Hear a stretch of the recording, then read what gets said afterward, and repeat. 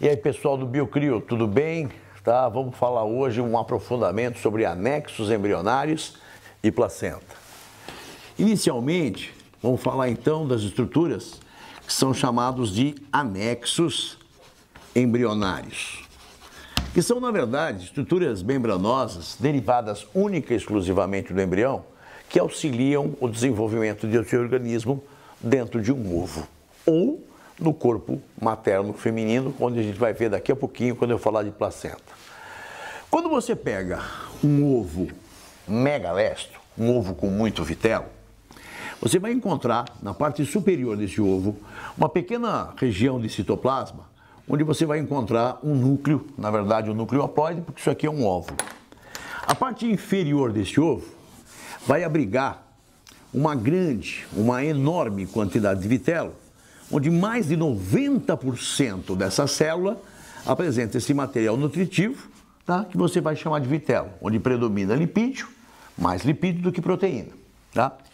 Aí, a partir do momento em que esta célula gamética feminina, que seria, no caso, o óvulo de uma espécie, por exemplo, de réptil, essa espécie ela vai ser fecundada, no caso, por um espermatozoide do indivíduo da mesma espécie.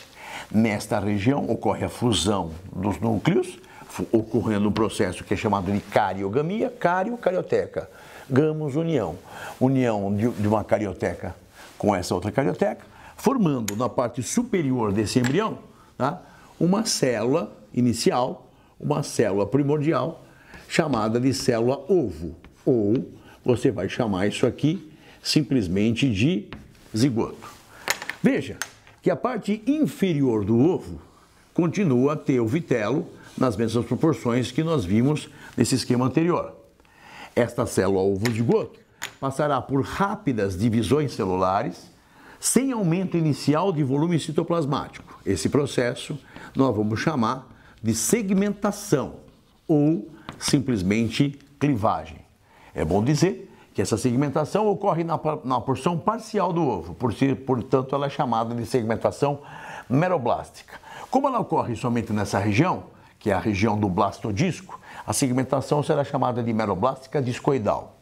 Temos a primeira clivagem, formando, portanto, na parte superior, os dois primeiros blastômeros. Seguido, tá, a próxima clivagem, portanto, formando 4 células, 4 blastômeros. E assim sucessivamente, até na parte superior do embrião, nós temos o desenvolvimento completo desse organismo. Lembrando que embaixo você tem o vitelo sem segmentação nenhuma.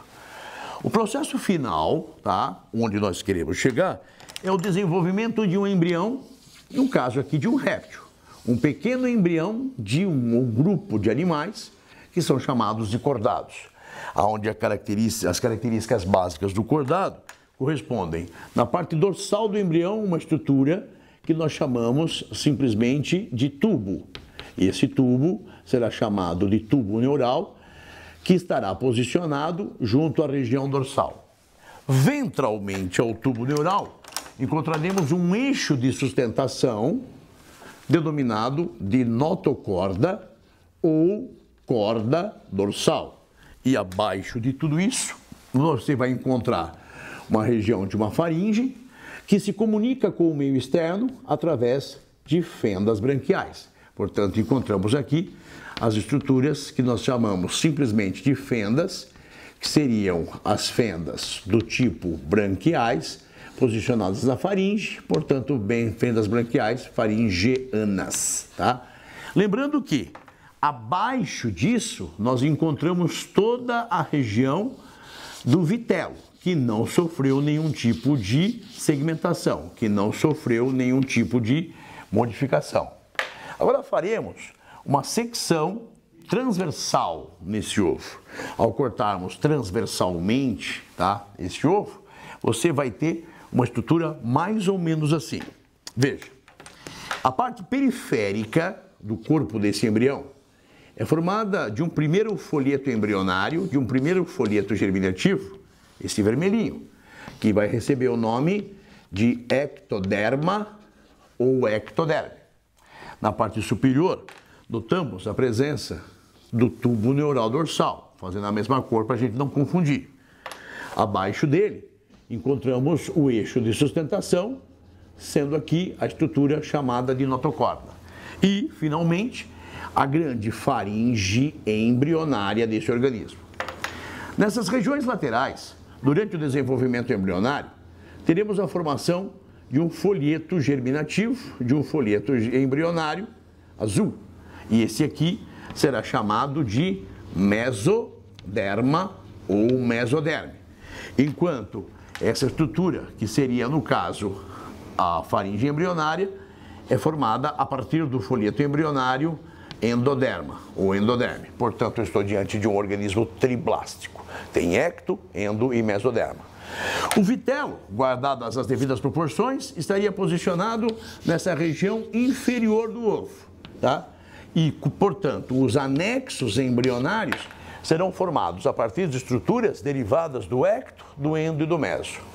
Inicialmente, temos uma abertura da região ventral desse ovo, junto à região do endodermo, onde esse folheto endodérmico vai se exteriorizar e crescerá sobre todo o vitelo, anexando o vitelo ao tubo digestório desse organismo.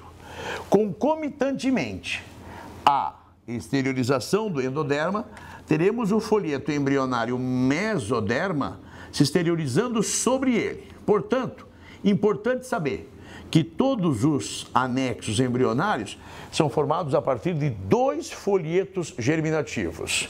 Os anexos embrionários que estarão posicionados na parte inferior do embrião são derivados do endoderma e do mesoderma. E os folhetos embrionários que estão posicionados na região dorsal do embrião são formados a partir do ectoderma e do mesoderma. Então, durante esse desenvolvimento embrionário, temos a formação de um ovo com casca. Esse ovo com casca, ele aparece durante o desenvolvimento dos organismos vertebrados tetrápodas a partir dos répteis. Portanto, como é que surge a casca de um ovo? De uma tartaruga, de um jabuti, de um lagarto ou até, mais evolutivamente, de uma ave? Se você observar a região, por exemplo, ventral de um réptil qualquer. Então vamos imaginar que aqui eu tenho a porção ventral de um pequeno lagarto, de uma pequena lagartixa. Nesse organismo, observamos aqui a sua abertura que corresponde à região de sua cloaca. Internamente, nós temos a presença de um duto que é chamado de oviduto. E esse oviduto, na região abdominal do animal, se bifurca para estar ligado às 2 gônadas desses animais que correspondem aos seus ovários. Então, o óvulo, anteriormente dito, é liberado pela região dos ovários. Esse óvulo é fecundado junto à região do oviduto e forma-se, portanto, dentro do oviduto, a célula ovo-zigoto. Se pegarmos essa região, tá, do ovo, onde ele está se desenvolvendo, existirá uma película membranosa ao redor desse ovo. Entretanto, esse ovo está junto à parede do oviduto. A parede do oviduto apresenta-se ricamente, densamente vascularizada. Junto a essa região interna, os vasos sanguíneos do oviduto carregam numerosas substâncias, entre elas o cálcio. E o cálcio presente no sangue do animal, derivado da sua alimentação, será secretado pelas células epiteliais do oviduto. Esse cálcio vai se depositando ao redor desta película membranosa, originando aos poucos, dentro do oviduto, a casca, que seria a casca calcária desse ovo. Durante o desenvolvimento completo, no momento em que esse ovo é liberado pela fêmea, ou seja, ele é ovopositado, finalmente, o ovo apresenta as seguintes características. Se nós fizermos um corte longitudinal no ovo de um réptil, você vai encontrar na parte mais periférica, obviamente, essa casca. Casca esta calcária e ela se apresenta extremamente porosa. Para você provar a porosidade dessa casca, basta que você pegue um ovo de galinha e coloque dentro de um copo com água. Você vai notar que toda a superfície dele apresentará pequenas bolhas de ar provenientes da parte interna do ovo. Internamente, nós vamos encontrar, obviamente, o nosso embrião, que está em franco desenvolvimento. Esse embriãozinho, como esses ovos com casca surgiram a partir dos répteis, nós podemos esquematizar aqui, ó, um pequeno embriãozinho de um testudíneo, também chamado de quelônio, que seria, por exemplo, uma espécie qualquer de jabuti, de cágado. Aqui, nesse caso, uma pequena tartaruguinha, que seria uma tartaruga marinha. Junto à porção ventral desse embrião, ligado ao seu trato digestório, nós encontramos o nosso primeiro anexo embrionário, que surgiu inicialmente nos peixes, mas que se perpetuou nos répteis. Essa bolsa, formada a partir da exteriorização do endoderma e do mesoderma, forma-se o nosso primeiro anexo embrionário, que é chamado de saco vitelínico ou vesícula vitelínica. No interior dessa bolsa, encontramos o vitelo, formado de lipídio e proteína. A partir do momento em que esse vitelo está ligado ao trato digestório, na entrada do trato digestório já temos a liberação de lipases e proteases, que vão digerir o lipídio e a proteína em ácidos graxos de glicerol e aminoácidos, que servirão para nutrir o embrião. Se ele recebe proteína, ele vai receber aminoácidos. Esses aminoácidos nem todos são utilizados. Os aminoácidos sofrem um processo de desaminação e vão formar excretas nitrogenados. Na porção ventral do embrião, vai crescendo ao longo do tempo uma outra vesícula, também de origem endodérmica e mesodérmica. Essa outra vesícula recebe o nome de alantoide. Esse alantoide vai apresentar 3 funções essenciais. Uma das primeiras funções é armazenar produtos finais da excreção, ou seja, vai fazer o armazenamento de excretas nitrogenados. Que tipo de excreta? O ácido úrico. Por ser menos solúvel e menos tóxico, pode ser armazenado com o mínimo de água. Além disso, é através dos capilares existentes junto à sua parede que o alantoide será responsável também pela troca gasosa.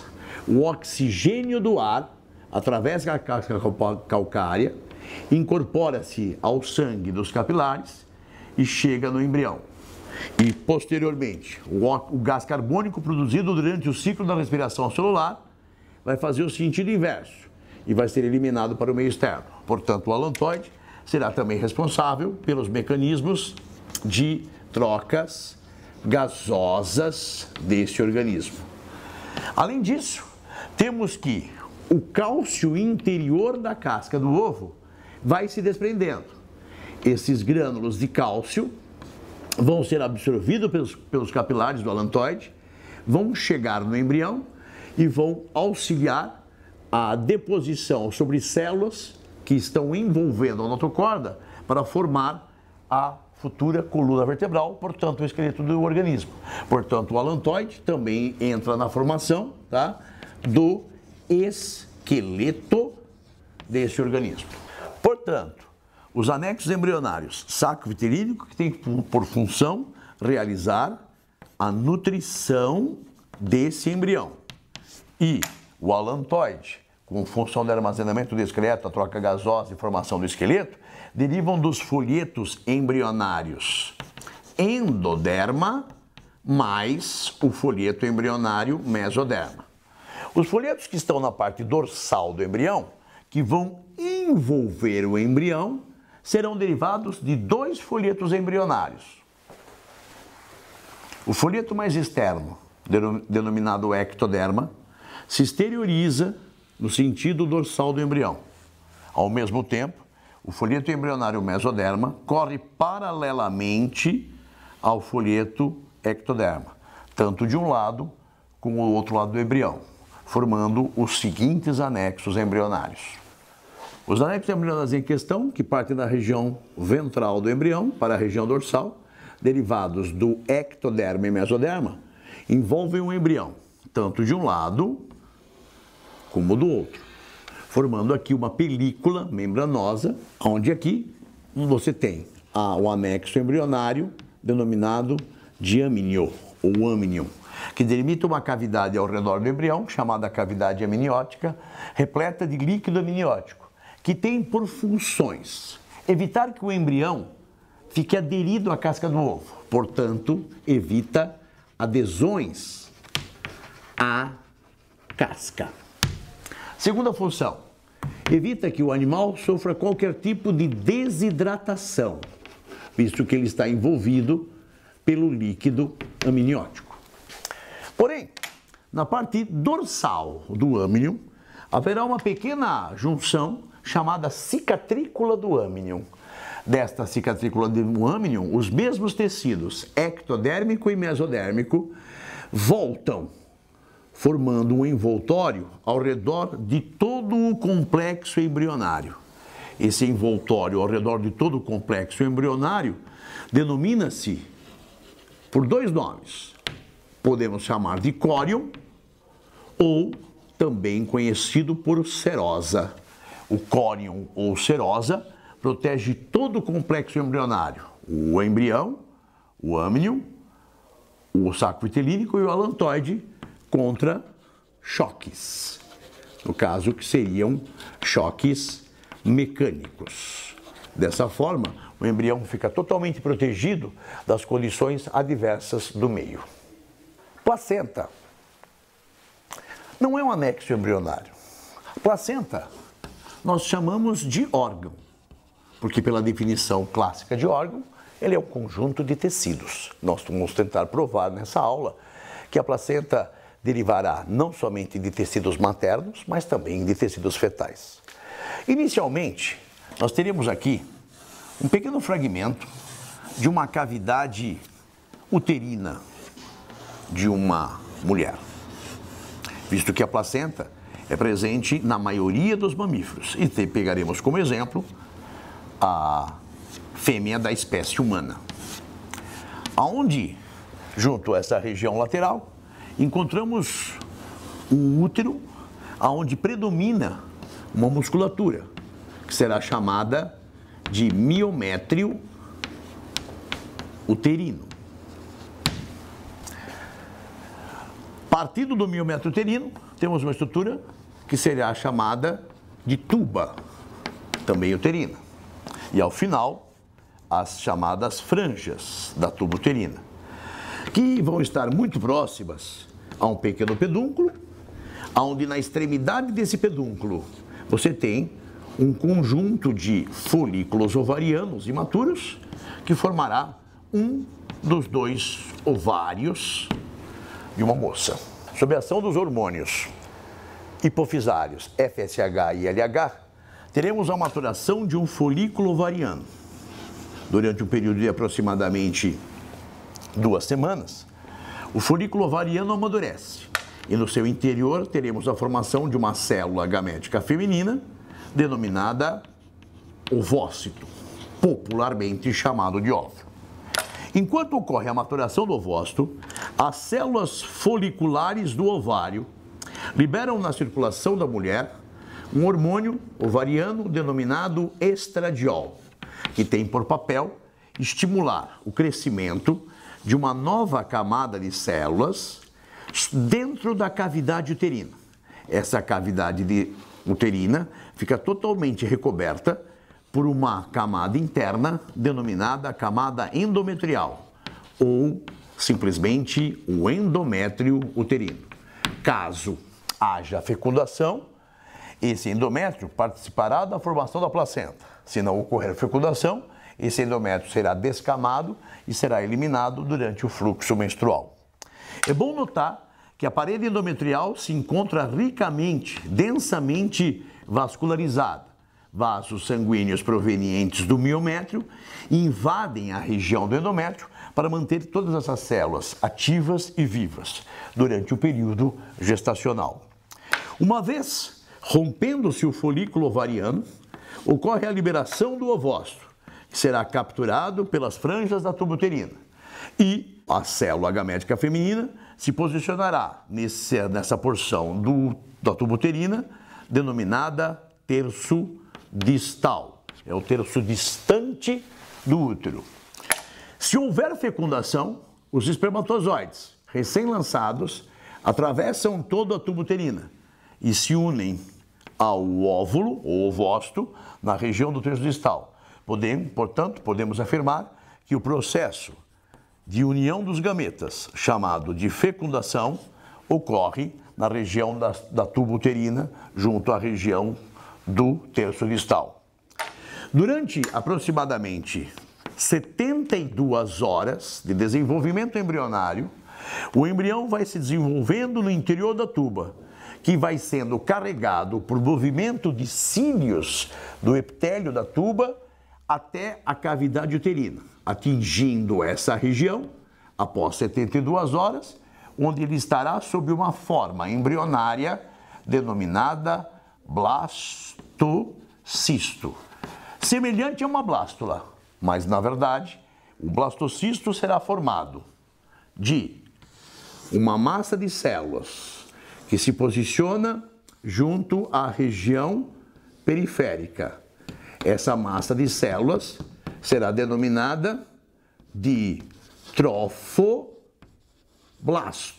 E no interior desta cavidade, completamente oca, sem células nenhuma, encontraremos aqui uma massa celular. E essa massa celular corresponderá às células do futuro embrião. Esta massa celular será chamada, portanto, de embrioblasto ou simplesmente nó embrionário. Este blastocisto vai se encontrar junto à parede do endométrio uterino. E, nesse momento, as células do trofoblasto vão secretar enzimas e estas enzimas liberadas pelo trofoblasto vão digerir parte da parede endometrial, sendo que os nutrientes oriundos dessa digestão vão servir para o próprio embrião. Desta forma, o embrião vai se afundando, o embrião vai se implantando junto a essa parede uterina. Se nós trouxermos esse aspecto para esse momento aqui, o embrião vai estar completamente implantado. O embrião sofreu, nesse momento, após cerca de 48 horas, o seu processo de nidação, ou seja, de implantação na parede uterina. A partir desse momento, inicia-se a placentação. Após a nidação do embrião, inicia-se o processo de placentação. Aqui vemos já uma fase mais avançada do desenvolvimento, aonde, como o embrião estava implantado dentro da zona endometrial, note que nós encontramos a região de endométrio sobre ele. Então, durante o crescimento do embrião, nota-se que o endométrio cresce, está ao redor desse embrião em franco desenvolvimento. O saco vitelínico e o alantoide, nos embriões de mamíferos placentários, são extremamente reduzidos e deles, para a formação da estrutura embrionária, usam-se somente os vasos sanguíneos. Aqueles mesmos vasos sanguíneos que absorveram os gases, que absorveram o cálcio e que liberaram as excretas nitrogenadas. Esses vasos sanguíneos vão dar origem a uma estrutura de comunicação do embrião com a região da placenta. Tal estrutura em questão recebe o nome de cordão, chamado de cordão umbilical, formado de duas artérias e uma veia. Essas artérias migram da região do embrião para a região do endométrio uterino. Aqui, essas artérias ramificam-se em artérias menores, denominadas arteríolas, que, por sua vez, ramificam-se em vasos de mínimo calibre, os únicos vasos que podem fazer com que o sangue sofra algum tipo de alteração bioquímica, denominados capilares. Esses capilares são denominados de capilares fetais. Após terem recebido substâncias provenientes do sangue da mãe, os capilares se reúnem junto a essa região e formam vênulas. Essas vênulas vão formar a veia umbilical que vai retornar ao embrião. Porém, da onde vêm as substâncias para chegar ao embrião? Como foi visto anteriormente, a partir do miométrio uterino, formam-se uma série de vasos que invadiram a região endometrial.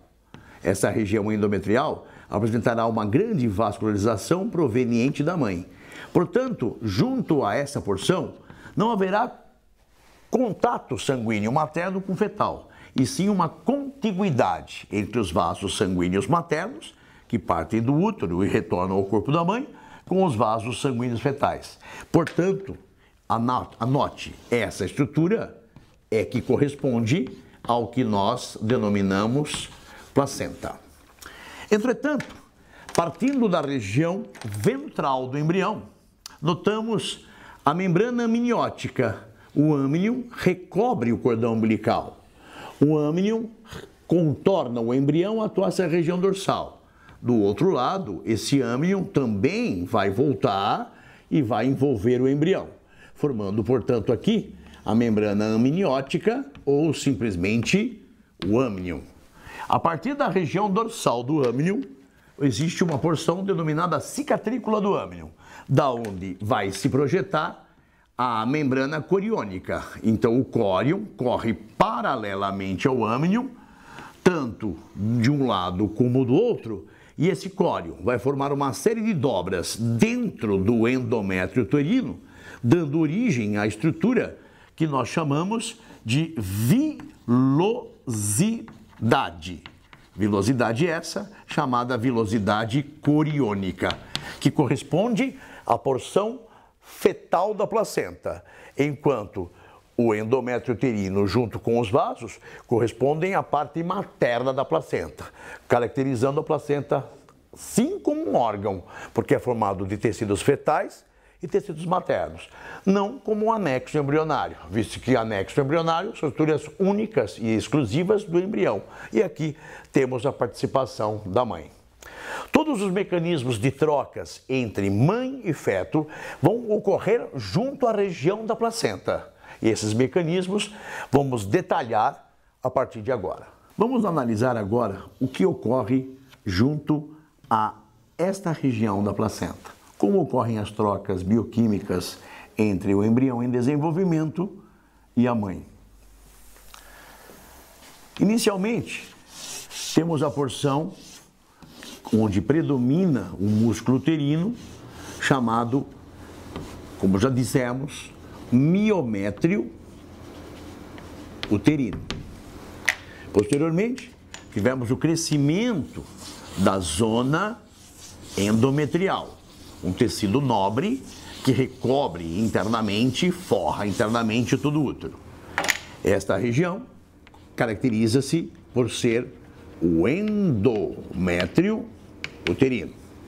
Como dissemos, aqui vasos sanguíneos maternos invadem essa região na forma de capilares que se dilatam junto à região endometrial caso haja fecundação, formando uma estrutura denominada lacuna sanguínea materna. Essa lacuna sanguínea é uma dilatação de um vaso capilar, que posteriormente se contrai e forma um vaso de retorno ao corpo da mãe. O cordão umbilical trata-se de uma estrutura de dois vasos sanguíneos envolvidos por tecido conjuntivo. Vasos sanguíneos esses, na verdade, duas artérias e uma veia. Esse cordão, que corresponde ao cordão umbilical, é envolvido por um tecido conjuntivo e no interior dele caracterizamos a presença de um vaso que será uma veia umbilical. Essa veia umbilical fará com que o sangue saia da região da placenta e vá em direção ao embrião.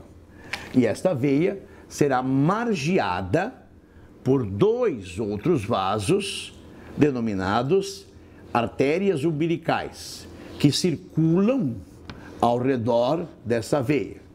Enquanto a veia umbilical leva o sangue da placenta para o embrião, essas duas artérias umbilicais levarão o sangue do embrião para a região da placenta. Uma vez na região da placenta, essa artéria se ramifica em arteríola, que por sua vez se ramificam em capilares. E esses capilares margeiam a lacuna sanguínea. Não há contato sanguíneo, apenas a margeio. E aí, por todos os mecanismos de transporte, transporte ativo, transporte passivo, difusão simples, difusão facilitada, osmose, pinocitose, haverá trocas de materiais maternos fetais, fetais maternos. Portanto, é junto a essa região dos vasos capilares fetais com lacunas sanguíneas maternas que o embrião vai conseguir realizar todos os seus processos de trocas gasosas. Processos esses que foram realizados pelo alantoide nos ovos dos répteis e das aves. Mecanismo de nutrição. Uma vez a mãe se nutrindo, nutrientes chegam à lacuna sanguínea, como glicose, aminoácidos, ácidos graxos, glicerol, passarão por mecanismo de transporte à circulação fetal e chegarão através da veia umbilical em seu corpo. Mecanismos também ligados à excreção. Os excretas nitrogenados produzidos pelo embrião passarão por mecanismos de transporte dos capilares fetais para a lacuna materna, serão levadas à circulação materna e a mãe acaba eliminando seus excretas juntamente com os excretas do embrião. Além disso, a placenta ela vai estar produzindo, no caso, hormônios, tá? Esses hormônios produzidos pela placenta fazem a manutenção da gravidez.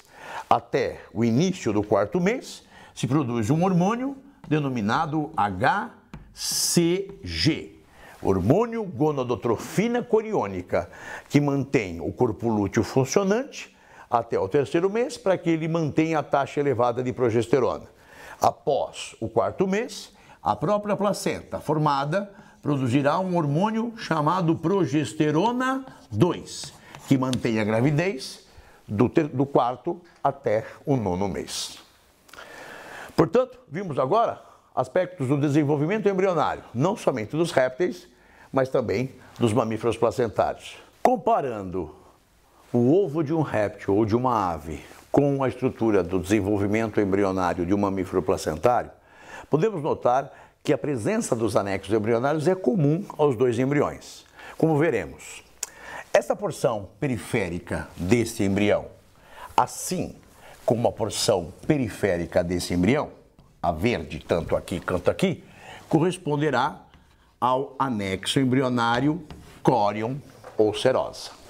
Já esta estrutura envolvendo só o embrião, e essa estrutura que vai envolver somente o embrião aqui, a parte interna a essa linha verde, corresponde ao amniô ou amnion, tanto faz, que vai formar ali ao redor do embrião o saco embrionário, que vai proteger o embrião contra ressecamento, desidratação, adesões da parede uterina e também choques mecânicos, porque os dois anexos embrionários estão unidos. Neste caso, tá, o amnio faz a proteção contra adesões à casca e o córion ou serosa protege todo o complexo embrionário contra choque mecânico.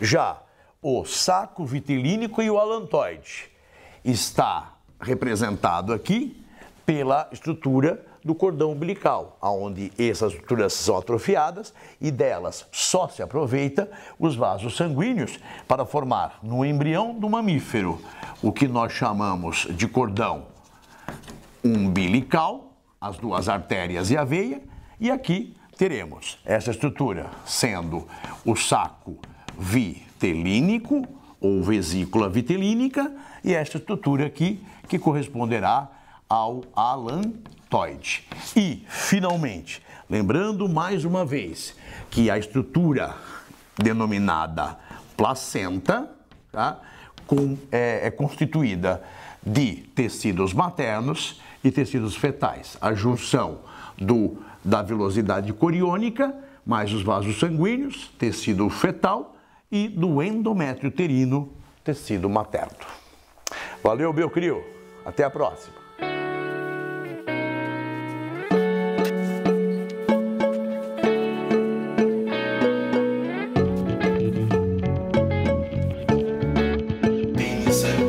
O LH, teremos a maturação de um folículo ovariano para